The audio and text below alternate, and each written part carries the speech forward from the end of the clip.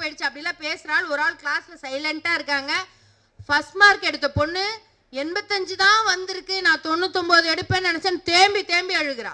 இங்க 35க்கே வழி இல்லைன்னு உங்களுக்கு எத்தனை மார்க்கு? 95 மார்க். இது ரொம்ப ஒரு முக்கியமான தேர்வுன்னு வச்சுக்கோங்களேன்.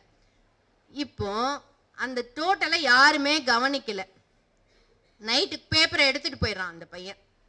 பேப்பரை எடுத்துட்டு போனா நைட்டெல்லாம் வந்து 95 மார்க் வாங்கிட்டேன்னு இங்க ரொம்ப சந்தோஷமா இருக்கான். இங்க ஃப்ரெண்ட்ஸ் எல்லாம் ரொம்ப கிளவடே, நீ ஆடா 95, அதெல்லாம் நம்ப முடியாது, பேப்பர் கூட அதெல்லாம் தர முடியாதுன்னு உள்ள வாங்கி வச்சுக்கிறான். நைட்டு இங்க வகுப்புல சந்தோஷமா பள்ளிக்கூடத்துல ரொம்ப மகிழ்ச்சியா இருக்கிற மாதிரி இருந்த பையன் நைட்டெல்லாம் வீட்டுல போய் தூங்கல. நைட்டெல்லாம் வீட்டுல போய் தூங்கல. அவனுக்குள்ளேயும் ஒரு நல்லவன் இருந்திருக்கான் பாருங்க. அப்படிதானே? நம்மள அந்த அடே மனசாட்சி தூங்கு, நான் 95 வாழ்க்கையில ஃபர்ஸ்ட் டைம் எடுத்திருக்கேன். மறுநாள் வர்றப்போ அந்த 85 மார்க் ஃபர்ஸ்ட் மார்க் எடுக்க வேண்டிய அந்த குழந்தை ஆப்சன்ட் வரல. அழுது ஃபீவர் ஆயிருக்கு. இதுக்கே இவ்வளவு பில்டப்பா? ஆமா, ஃபீவர் ஆயிருக்கு. இப்போ இந்த நேரம் அந்த பையன் கொண்டு வந்து வைக்கிறான்.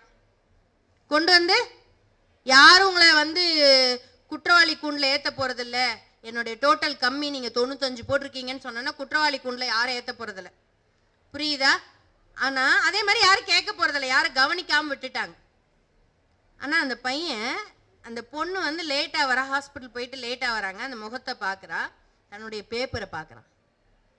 சரியா? அப்போ உண்மையான உழைப்புக்கு கிடைக்க வேண்டிய அங்கீகாரத்தை ஒரு தவறுதலா போடப்பட்ட மார்க் என் கையில வந்துருச்சு.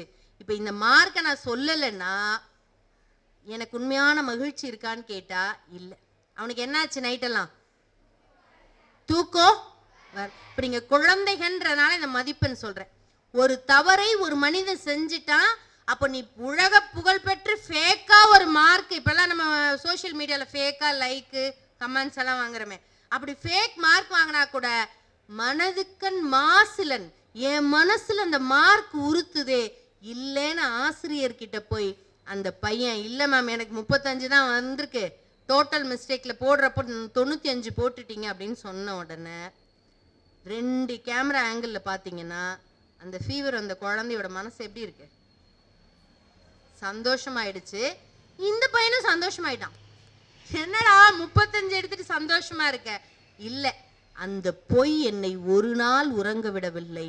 உண்மைதான் உன்னதம் என்பதை உணர்ந்து கொண்டால் பொய்யற்ற தன்மை, உண்மைதான் தர்மம்.